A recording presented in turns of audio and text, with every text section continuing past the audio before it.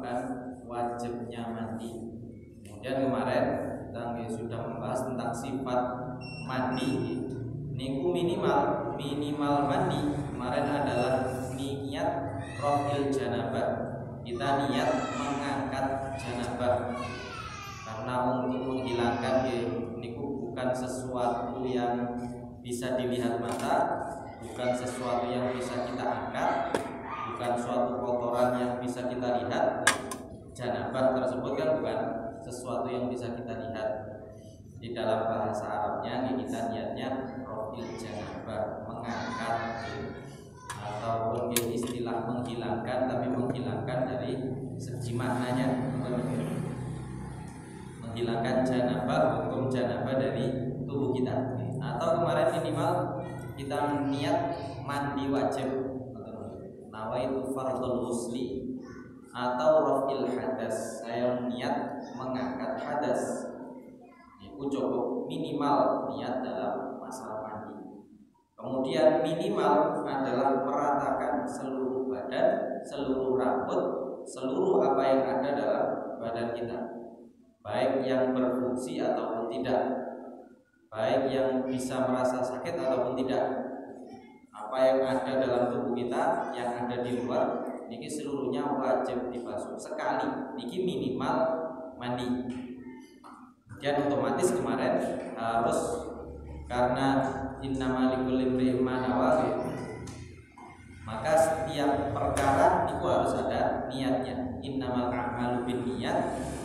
Maka ketika mandi pun niku juga harus disertai dengan niat. Niku dengan ketika awal kita membasuh bagian anggota manapun di tubuh kita, niki kewajiban kita adalah dengan membarengkannya dengan niat. Sehingga kemarin semisal yang umumnya kita niki menyiram kepala terlebih dahulu, umumnya kita kan menyiram kepala. Kita siram kepala seraya dalam hati, air ketika mengalir ataupun menyentuh bagian kepala ataupun bagian wajah kita niati niat mandi tadi, mandi wajib. Niku minimal. Dan oleh musonaf ini dibahas wa sunanuhu al istiqbal wa tasmiyah maqrunatan bin niyah wa ghuslul kaffain wa raful adha summa wudu summa ta'ahudu mawadhi'il inqitaf. Yang sebelumnya niki disebutkan minimal, kalau disebutkan wa sunanu niki dalam artian kita memaksimalkan cara mandi kita, memaksimalkan untuk memperoleh pahala yang lebih besar. Minimal nih kan, minimal kita bisa melakukan sholat, dapat pahala. Tapi kita mandi besar nih dapat pahala karena hukumnya wajib. Sesuatu yang wajib nih pasti berpahala ketika kita lakukan. Kalau kita tinggalkan malah berdosa kan gitu. Jadi ketika kita mandi wajib, kita dapat pahala.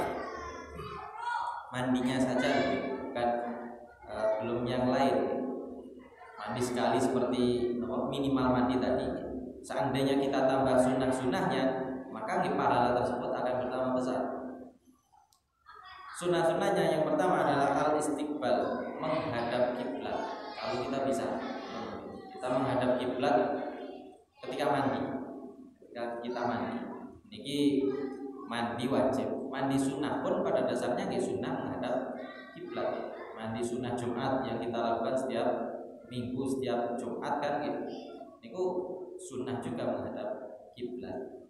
Kemudian watasmiyah makrunatan bin niyah, membaca basmalah. Karena sabda Nabi Muhammad kan mengatakan kullu amrin bi badin la yubda'u fi bismillah wa huwa aqta. Setiap perkara niki perkara yang ada hubungannya dengan agama, kemudian tidak diawali dengan basmalah, maka perkara tersebut barokahnya akan berkurang. Maksudnya kebaikannya dia akan berkurang. Ini memang baik, perkara tersebut baik, tapi akan kurang pahalanya. Apapun termasuk misalkan kita membuka, ngeten ini buka kitab ini kan ada hubungan dengan agama, dengan perilaku kita, dengan perbuatan kita sehari-hari yang berhubungan dengan pahala ataupun dosa. Jadi Jadi ketika kita membuka saja kita baca bismillah, barokahnya, maksudnya kebaikannya ini akan semakin lebih. Meskipun seandainya kita tidak membaca basmalah, tetap tetap baik.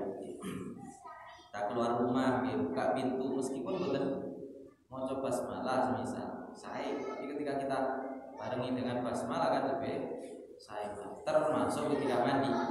Cuma permasalahannya mandinya kita ini berbeda dengan, atau kamar mandi kita ini umumnya juga kadang-kadang berbeda dengan kamar mandi ulama-ulama ataupun orang-orang zaman dahulu.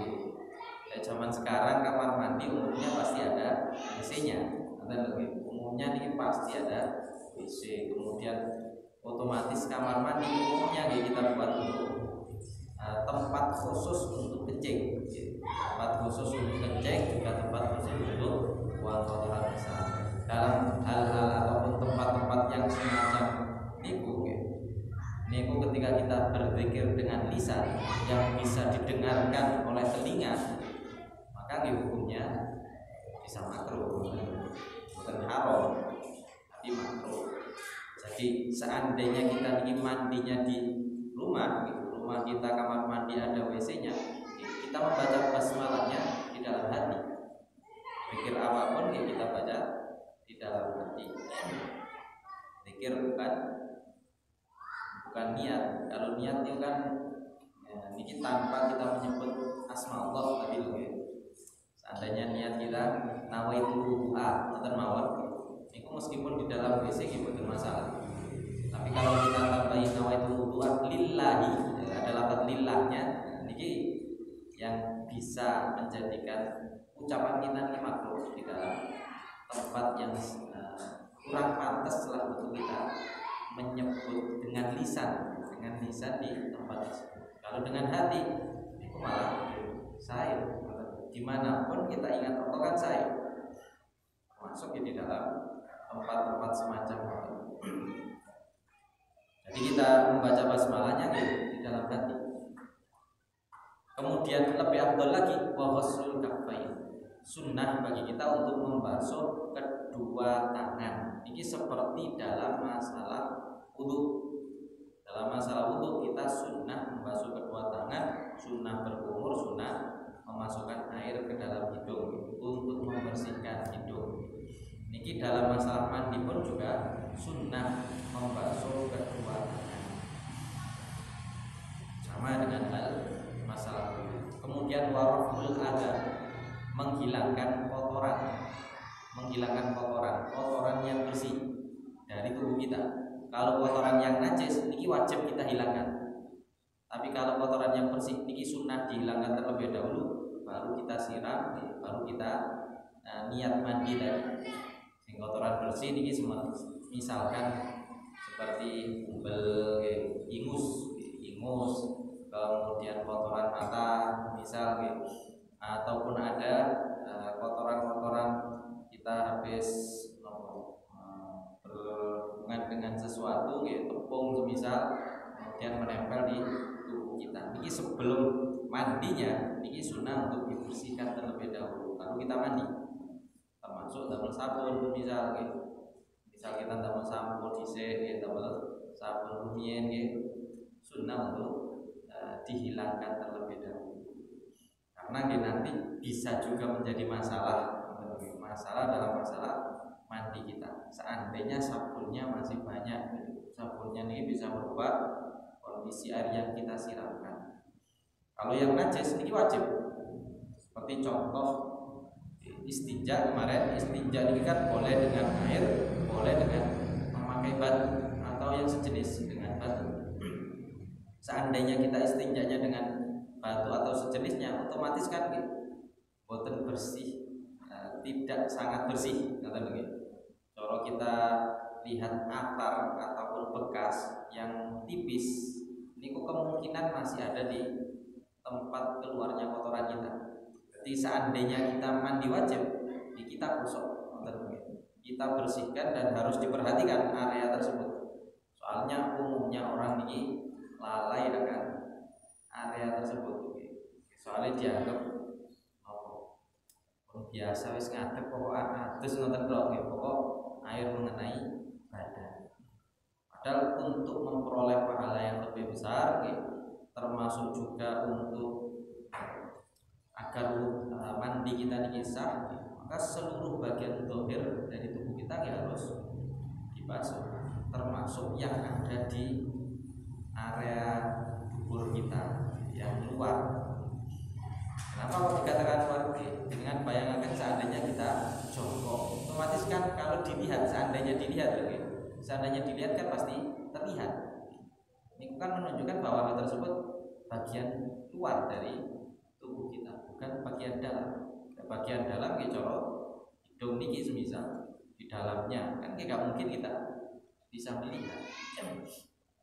Ataupun seandainya ada bagian dalam manusia, tenggorokan mriki kan tidak mungkin terlihat.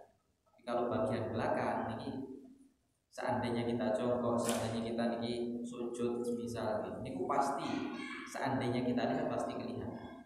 Karena kelihatan hukumnya adalah hukum luar. Maka ketika mandi harus lebih berhati-hati. Harus kita buka, harus kita siram. Kalau ada kotoran tadi harus wajib dihilangkan terlebih dahulu. Kalau kotoran kencing ya nopo? Karena kita dalam kamar mandi umumnya pasti kencing terlebih dahulu kena kaki.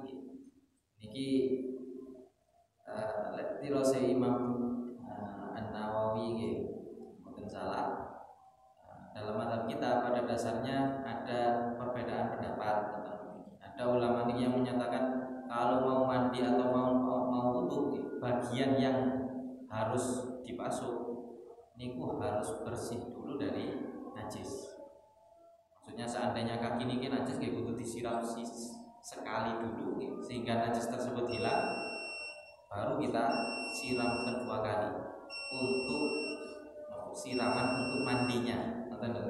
Yang pertama untuk menghilangkan najis, yang kedua untuk mandi. Tapi ada beberapa ulama yang menyatakan meskipun seandainya ada kencing, air kencing di kaki kita, kemudian kita basuh sekali dengan tujuan untuk mandi, maksudnya membasuh kaki dalam rangkaian mandi, niku kita basuh sekalian membasuh najis, maka hukumnya dianggap sah, diperbolehkan. Ini sebagian pendapat ulama.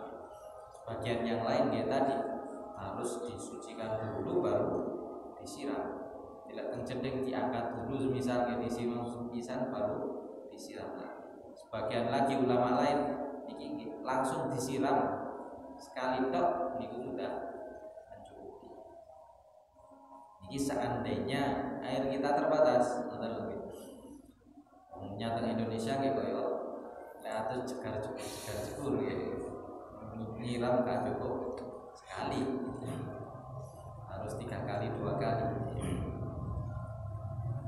Kemudian wata'ahudu mawadil itu menjaga tempat-tempat lipatan di dalam tubuh kita, termasuk telinga ini kan ada lipatannya, yang ke atas nih betul kan?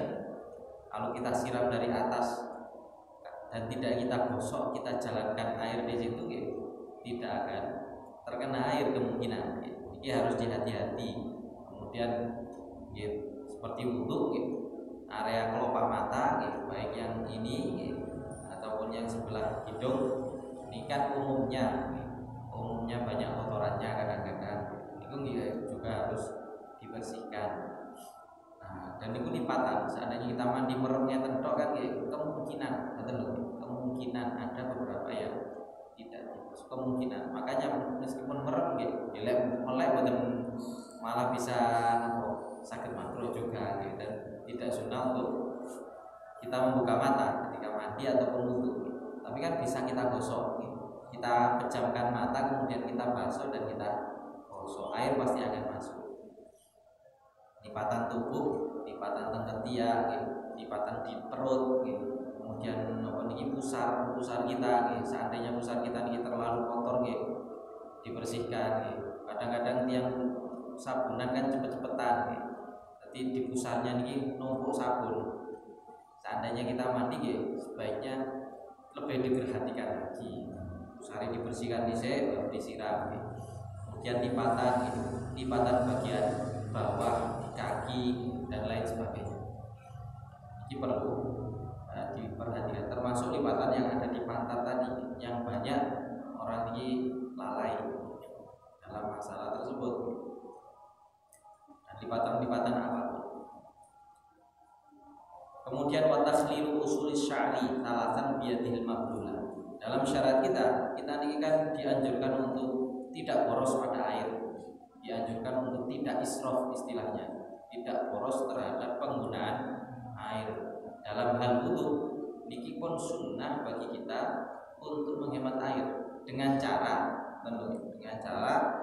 sebelum kita menyiramkan air ke kepala, kita masukkan tangan kita ke air, kita basahi, kemudian kita selah-selahi rambut kita terlebih dahulu. Tangan kita ini sampai menyentuh kulit kita sebelum kita basuh, sebelum mandi. Jadi prosesnya ini takhlil usli sya'ri talatan 3 kali ini sebelum mandi. Kita ambil air kemudian kita macam dipijet-pijet ke kepala sehingga air ini akan menempel ke kulit kita.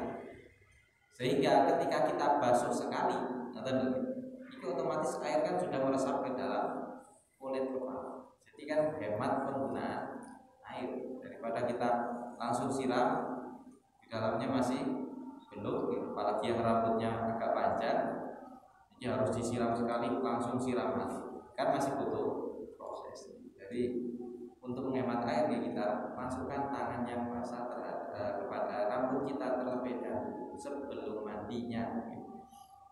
Baru setelah niku summal ifadhah ala ra'si.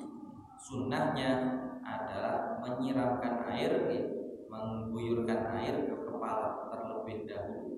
Ini prosesnya tadi disela-selai, kemudian kita siram air dengan niat, ya otomatis dengan niat. Ini bahas sunnahnya saja. Tapi seandainya kita rangkai, ya kita siram seraya berniat dalam hati menghilangkan hadas besar ataupun mengangkat hadas besar, ataupun kita niat mandi wajib, mandi fardu. Kemudian ala sikshikihil aiman, baru kemudian kita siram setelah kepala. Kepala ini otomatis telinganya kita jaga, lipatan-lipatan di telinga, kita jaga lipatan di mata, di hidung. Seandainya rambut janggut ini juga panjang, seandainya kita jaga di janggut kita. Baru setelah ini termasuk ini leher juga. Baru kemudian kita membasuh bagian kanan. Kita ambil air dengan tangan kiri, kita basuh bagian sebelah kanan sekali, terus digosok. Mungkin kan ada kesunahan menggosok. Kita basuh bagian kanan, baru kemudian bagian kiri.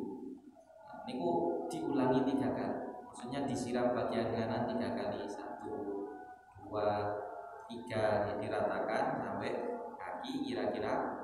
Kemudian baru bagian sebelah kiri.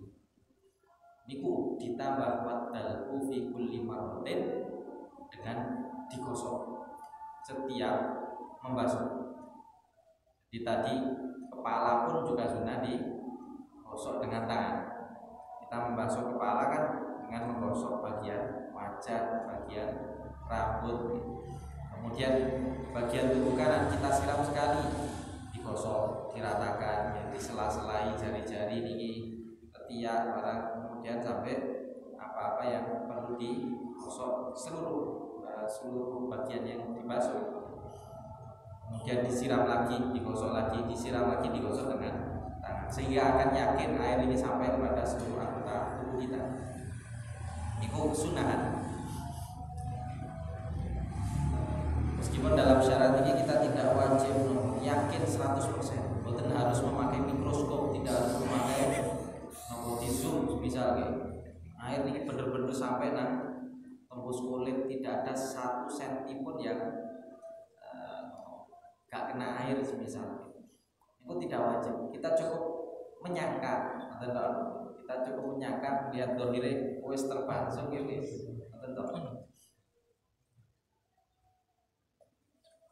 Makanya menggosok tadi hukumnya sunnah. Tapi lebih baik kita gosok sehingga mandi, seandainya mandi wajib kita dapat pahala wajib, kemudian mandi kita sah, sholat kita pun juga akan sah.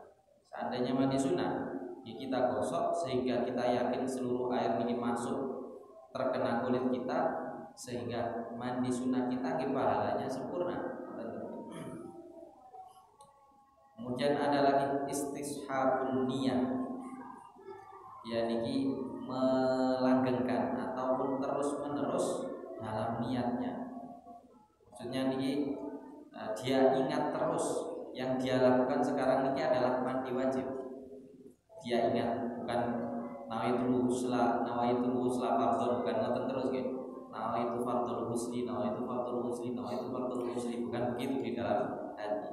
Tapi niat tadi cukup sekali di awal, kemudian seterusnya kita ingat bahwa sekarang ini saya mandi, bukan hanya untuk membersihkan tubuh saja. Sekarang ini saya menjalankan perintah Allah untuk mandi wajib, agar diperbolehkan melakukan sholat, akan diperbolehkan menyentuh mushaf, akan diperbolehkan membaca Al-Quran.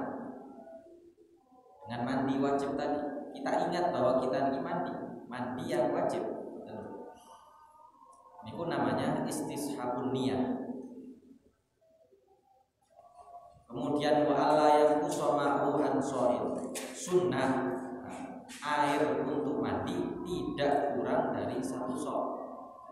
Tadi dalam syariat kan tidak boleh berlebihan. Terlalu sedikit niku juga bisa makruh. Sunnahnya tidak kurang dari 1 sok. Soalnya Nabi Muhammad niki mandi beliau 1 sok. 1 sok niki kira-kira, kalau pernah ngitung ya kira-kira 2,3 liter. Sedikit ya 2,3 liter. Saged tidak atus kali Rasulullah. Pinggir benten nggih Rasul boten perlu damel bodi gak perlu kayak gini, kulitnya pun halus ngono nggih. Jadi dengan air sedikit pun air ini bisa merasa ke seluruh bagian tubuh beliau. Dan ini tergantung kondisi tubuh seseorang, tergantung kebutuhan orang tersebut. Pokok kita nilai mandi jangan berlebihan. Kita usahakan secukupnya saja untuk mandi kita. Berlebihan nambah beban juga kayak gamel PTAS. Nambah listrik juga nambah listrik sanyo gitu. Itu sunnah untuk kita tidak berlebihan. Ini masalah untuk umumnya orang yang mandi. Masalah yang berikutnya ini khusus untuk perempuan. Wa in tabi'a al-mar'a ghairu mu'tadatil wafat akhratta bi miskin summa bitibin summa bitinin wa illam yatajib dalika fal ma'kafin. Jika ada perempuan ini mandi, perempuan tadi ini bukan perempuan yang ditinggal oleh suaminya, bukan perempuan yang suaminya ini meninggal dalam masa iddah. Itu sunnah bagi perempuan yang mandi besar. Itu dia gosok, maksudnya memakai pewangi di bagian vitalnya. Itu sunnah bagi mereka sedikit. Maksudnya setelah dibersihkan. Meskipun kita orang lanang tapi kayak gini juga ngerti juga. Ada istri, ada anak, insya Allah ya istri. Atau paling tidak kita punya saudara perempuan. Niki sunnah atau perempuan yang mau mandi setelah membasuh darah haid, sunnah untuk damel pewangian. Saat ini insya Allah pun kata damel sabun mesti umumnya. Di dalam syariat juga ada summa bitinin. Lewat nemu memakai lumpur, memakai tanah. Pak ilam tajid dari kapal maka lewat nemu maka cukup dengan air. Karena tanah ini menghilangkan bekas bau, mencoba mangan iwak. Jadi yang nonton langsung ya kadang hilang. Tapi seandainya kita ambil tanah, kemudian kita gosok waktu lama sedikit, niku minyak akan beberapa. Jadi minyak di tangan kita tidak akan terlalu banyak, baunya juga akan hilang sedikit, akan hilang beberapa. Meskipun mungkin masih ada bau ikannya dengan menggunakan tanah. Orang zaman singen bukan gambar sapu, kadang-kadang berat tanah. Tanah tadi harus tanahnya halal, tanah milik sendiri. Ada seorang imam nih nyesel sampai 40 tahun gara-gara mantu nedo semacam ikan kemudian gosok tangan ini mendet tembok itu di lemah, dicoba sedikit terus di gosok. Iku nyeselin sampai suwe puluhan tahun mulai melakukan ini. Iku saking hati-hati nih kalau sampai nih pun terus tanggunganku di akhirat. Jadi beliau menyesalnya sampai semacam ini.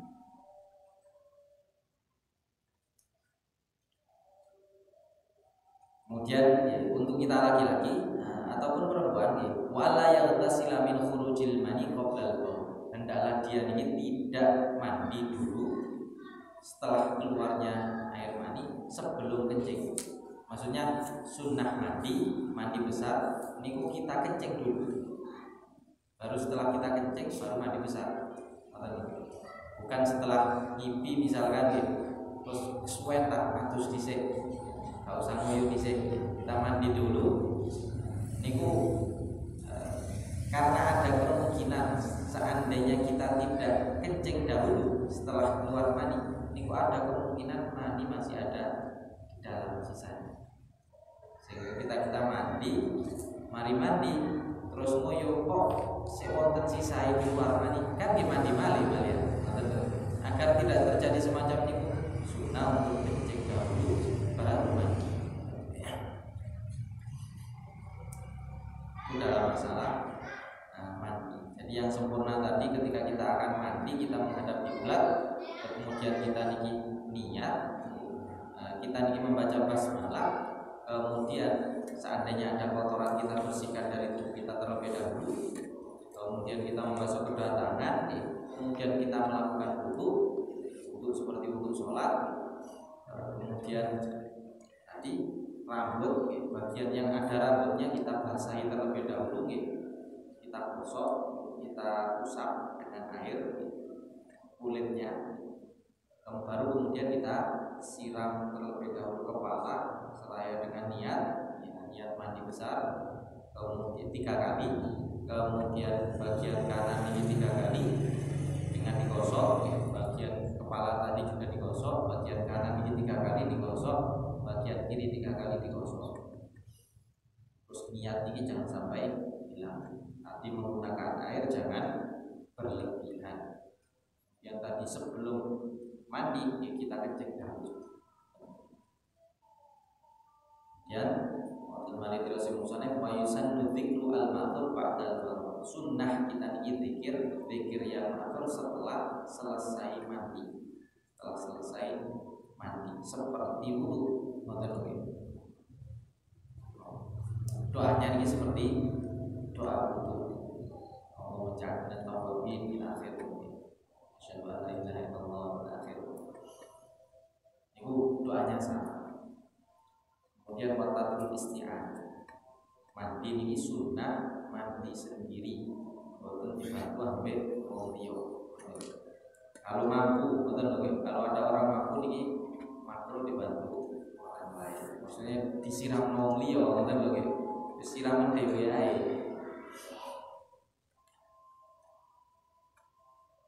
Dan makruh juga atau sunnah tidak memakai handuk, sunnah tidak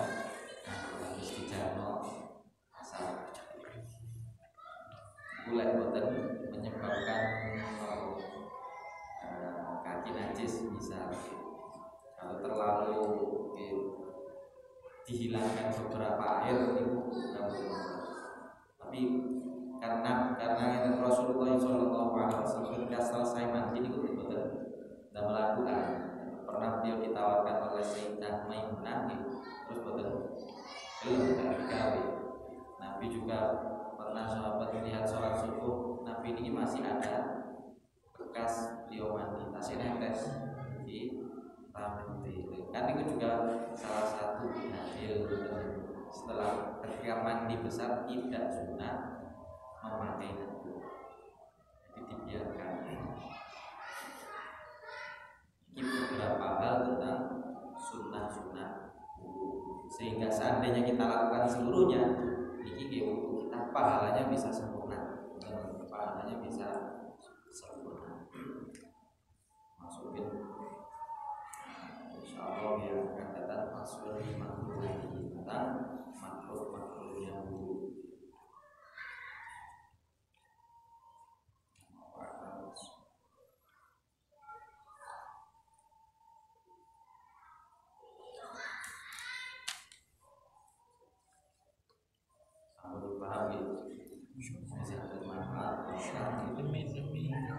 Seandainya kita nikmati baik makhluk besar atau sunnah bisa melakukannya dengan sempurna, baik dalam perbuatannya atau dengan doa-doanya sekalian.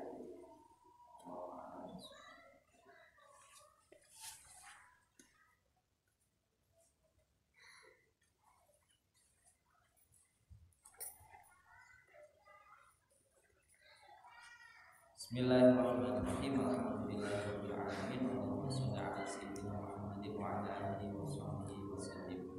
Wa laqad asyhadu li na'ti man awsafu tuhil qulub wa tayyibul asjana wa qad asma 'ali fama yusawi qawlu minna aw yakunu tanana lakin ahuban fi sarair qad ta'alimati fi sohbati rabbina wa hadana wa idil tasajna bil mawaddati hauna narfa'u aidi faqrina wa rajana lil wahidil ahadil 'ali ilahana mutawassilina biman ilaihi ta'ala mukhtarihi wa habibihi wa sahbihi sayyidul wujudi bihil ilah wa habana ya rabbana ya rabbana ya rabbana bil mustafa ajib ta'ala andana ya ghufrana fi hadhihi dunya wa fi ukhra aslih lana al-ahwal wa qina lana wa la tulatif rabbi in afdana wasluk bina kitaba mustafa tabil aqad bi sirri mutana aqad bil habibi mutana wa alina bi fadli min rahmana sirri badati ainu bi kulli halin hadana wa halaman wadda wa malana wal muslimina wa man ajaba nidana wa tabil huquqi wa taliban awsana wal hadirina wa sa'in bi jam'ina hada wa baina yadayka anta wa laqad rajawna wa susana wa asma'i fadlika ya sami'u ma'ana wa ansur bina sunnata tarabi bi qa'il ardi wa fa'ul lana a'dana wa anzur ilayna wasqina ka'salhana wa syufa'a bi'ahdi wa rabbana wa qul lana hajat wa asin qulna 'inda wa asliha ya rabbi waj'alna